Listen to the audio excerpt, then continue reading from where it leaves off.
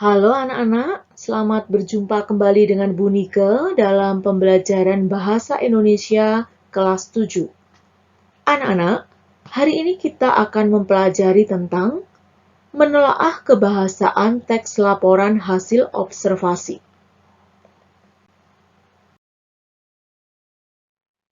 Kompetensi dasar 3.8 menelaah struktur, kebahasaan, dan isi teks laporan hasil observasi yang berupa buku pengetahuan yang dibaca atau diperdengarkan.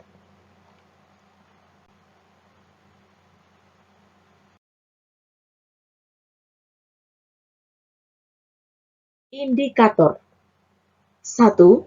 Menentukan kebahasaan teks laporan hasil observasi. 2.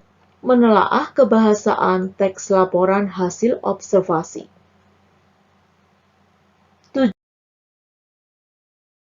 Tujuan pembelajaran. Setelah selesai mengikuti pembelajaran ini, peserta didik mampu 1. Menentukan kebahasaan teks laporan hasil observasi. 2. Menelaah kebahasaan teks laporan hasil observasi.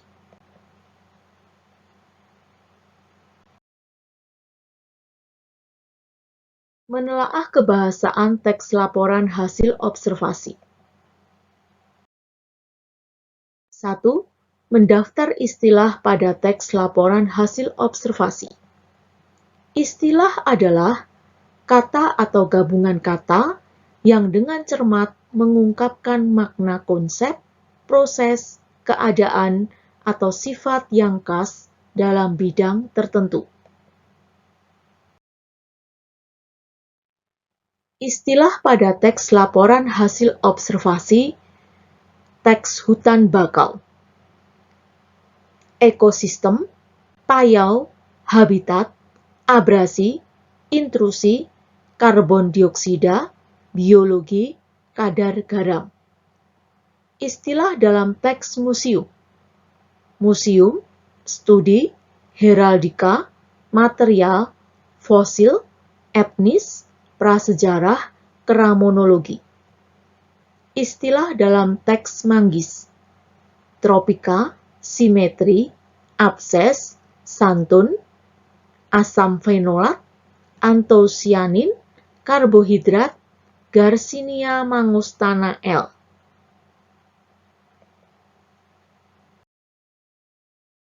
Dua, melengkapi teks laporan hasil observasi. Terdapat paragraf rumpang yang berisi terumbu karang mengandung berbagai manfaat yang sangat besar dan beragam, baik secara ekologi maupun ekonomi. Dilanjutkan kalimat, terumbu karang dikelompokkan berdasarkan tempat tumbuh. Berdasarkan letak tumbuh, terdapat jenis terumbu karang tepi dan terumbu karang penghalang. Terumbu karang tepi,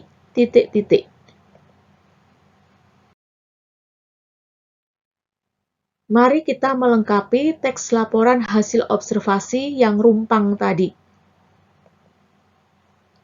Terumbu karang mengandung berbagai manfaat yang sangat besar dan beragam, baik secara ekologi maupun ekonomi. Manfaat terumbu karang secara ekologi adalah sebagai penunjang kehidupan berbagai jenis makhluk hidup yang ada di sekitarnya. Terumbu karang menyediakan tempat tinggal, mencari makan, dan berkembang biak bagi berbagai biota laut, serta sebagai pelindung pantai, pasir, dan pesisir dari abrasi, dan mengurangi pemanasan global dengan mengubah CO2 menjadi zat kapur yang bahan baku terumbu.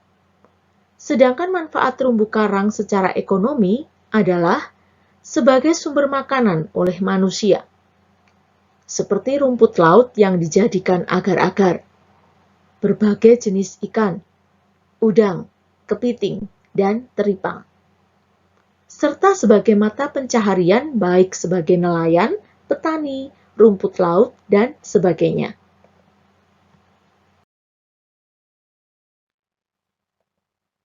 Terumbu karang dikelompokkan berdasarkan tempat tumbuh. Berdasarkan letak tumbuh, terdapat jenis terumbu karang tepi dan karang penghalang. Terumbu karang tepi adalah jenis terumbu karang paling sederhana dan paling banyak ditemui di pinggir pantai yang terletak di daerah tropis dan berkembang di masyarakat mayoritas pesisir pantai. Perkembangannya bisa mencapai kedalaman 40 meter dengan pertumbuhan ke atas dan ke arah luar menuju laut lepas.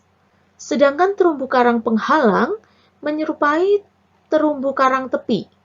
Hanya jenis ini hidup lebih jauh dari pinggir pantai, yaitu terletak sekitar 0,52 km ke arah laut lepas, dengan dibatasi oleh perairan berkedalaman hingga 75 meter. 3. Menelaah dan memperbaiki kepaduan paragraf. Lebah memiliki ciri fisik secara khusus. Sebagai serangga, lebah memiliki 3 pasang kaki dan 2 pasang sayap. Beberapa jenis lebah memiliki sengat yang sebetulnya bersifat fatal. Jika sengat digunakan untuk menyengat, akan mengakibatkan kematian bagi lebah sendiri. Hal ini disebabkan oleh adanya sengat dan kantong kelenjar yang terlepas dan tertancap pada sasaran. Seperti ciri-ciri serangga pada umumnya, badan lebah dibagi menjadi 3 bagian: kepala, torak, dan perut. Lebah memiliki berbagai manfaat dalam dunia kesehatan. Paragraf tersebut tidak padu. Ketidakpaduan paragraf terlihat pada kalimat terakhir, yakni lebah memiliki berbagai manfaat dalam dunia kesehatan. Karena tidak ada keterkaitan dan kepaduan dengan kalimat sebelumnya yang membicarakan tentang ciri fisik lebah. 4. Menyunting kalimat yang mengungkapkan klasifikasi. Menyunting adalah memperbaiki teks tanpa mengubah makna. Contoh kalimat yang klasifikasinya tidak tepat. Berdasarkan bentuknya, maka terumbu karang dapat dikelompokkan menjadi 2. Kalimat tersebut terdapat kata yang klasifikasinya tidak tepat karena ada kata maka. Perbaikan. Berdasarkan bentuknya, terumbu karang dapat dikelompokkan menjadi 2.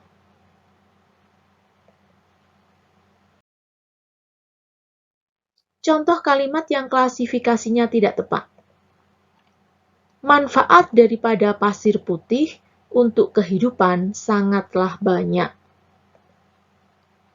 Terdapat kata yang tidak diperlukan, yaitu daripada, yang biasa dipakai untuk membandingkan. Perbaikan. Manfaat pasir putih untuk kehidupan sangatlah banyak.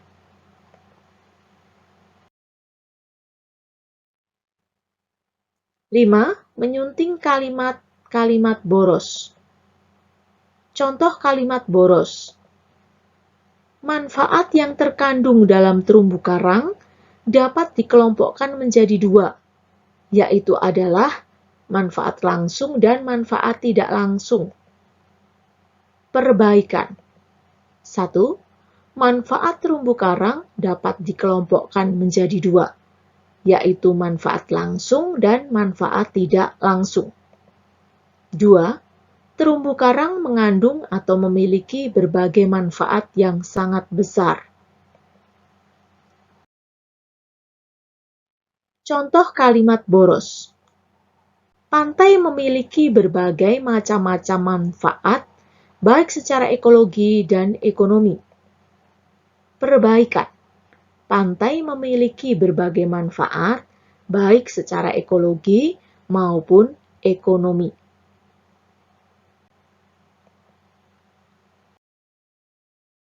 6. menelaah prinsip penggunaan kata, kalimat, tanda baca, dan ejaan.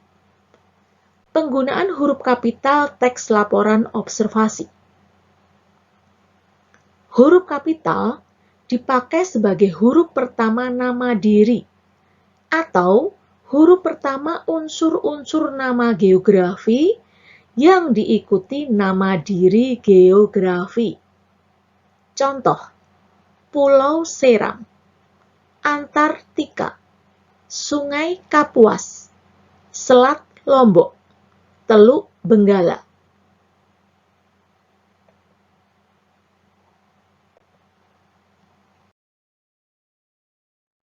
Penggunaan tanda koma teks laporan observasi.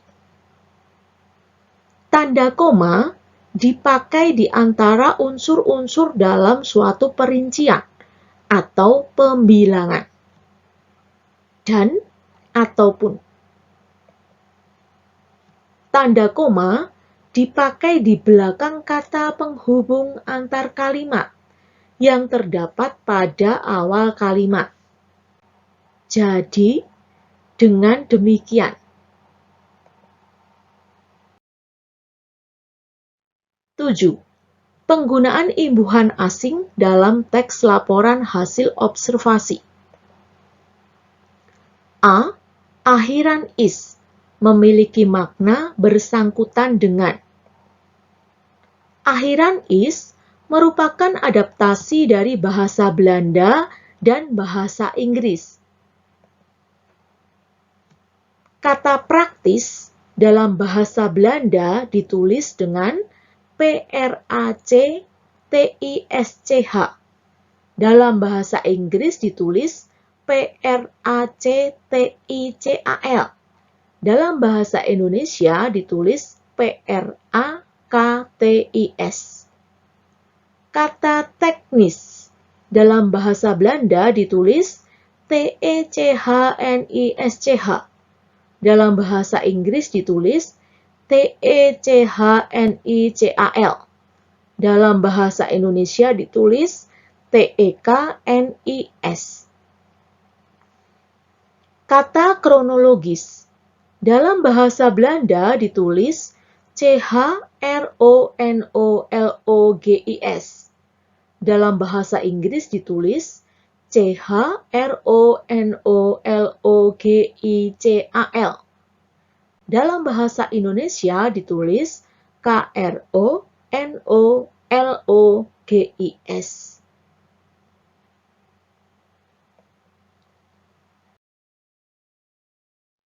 Pengertian kata-kata berimbuhan asing akhiran is. Kata teknis artinya bersifat atau mengenai menurut teknik. Praktis artinya berdasarkan praktik, mudah dan senang memakainya. Kronologis artinya berkenaan dengan kronologi menurut urutan waktu. B. Akhiranisasi menyatakan proses atau menjadikan sesuatu. Kata globalisasi dalam bahasa Belanda ditulis GLOBALISATIE. Dalam bahasa Inggris ditulis GLOBALIZATION. Dalam bahasa Indonesia ditulis GLOBALISASI. Kata spesialisasi dalam bahasa Belanda ditulis SPECIALISATIE. Dalam bahasa Inggris ditulis SPECIALIZATION. Dalam bahasa Indonesia ditulis SPESIALISASI. C. Awalan asing pada istilah bahasa Indonesia. Anti pada kata anti karat. B pada kata bilateral. D dalam kata dehidrasi. Ekstra dalam kata ekstrakurikuler. Hiper dalam kata hipertensi. In dalam kata inkonvensional. Infra dalam kata inframerah.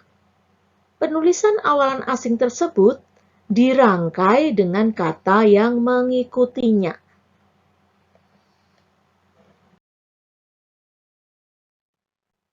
Demikian tadi pembelajaran kita hari ini.